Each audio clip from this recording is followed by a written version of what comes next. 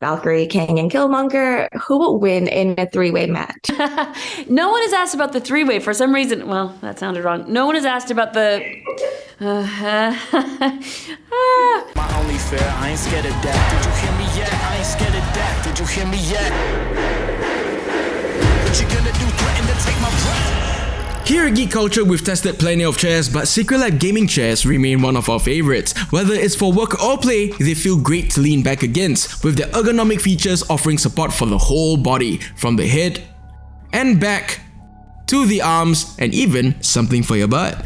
This mix of form and function helps the Titan Evo 2022 deliver the best seating experience like no other. For more information, check out secretlab.co. Now, congratulations on the film. Thank you. I've been watching you since Dear White People, Sorry to Bother You, all of the insane movies, and now Creed. What makes each of these projects special to you, and how have they shaped your career and your art? Oh, thank you so much for asking. I mean, those three films that you just mentioned all are films where I got to work with a director and it was their directorial debut. And I think that's something that I've gotten to do across my career so many times. And I feel with Boots Riley and Justin Simien and now Michael B. Jordan, I think to get to work with somebody in their debut and on a film that shows audiences that they're a singular and important voice inside of the industry is really, really exciting. So I think that is something that is,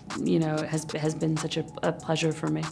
Yeah, I think Bianca is a particularly important character. I mean, she's not just Adonis's partner, but she's in a way a form of representation for those who are hard of hearing or deaf. I think no one would expect or imagine that a film about boxing would have so much to say about accessibility and disability. Have you noticed any form of impact from your portrayal of Bianca? For me, this time around, the thing that feels really extraordinary, I always knew and was an advocate for the fact that there was only so far that we could go with Bianca in terms of the progression of her hearing loss. Frankly, because I think if we wanted to tell the story of a character that is speaking solely in ASL or a character that is deaf, that at this point it should be played by a deaf actor, and that is something that I felt really certain about and continued to advocate for.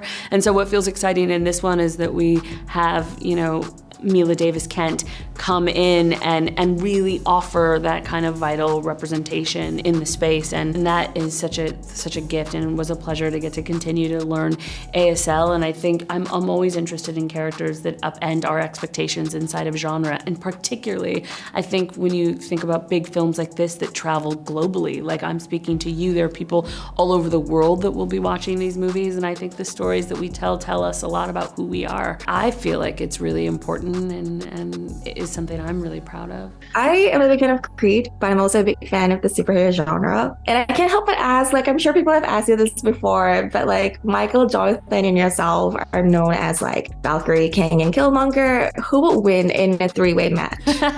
No one has asked about the three-way for some reason. Well, that sounded wrong. No one has asked about the... No one has asked about that trifecta, as it were, of fighters.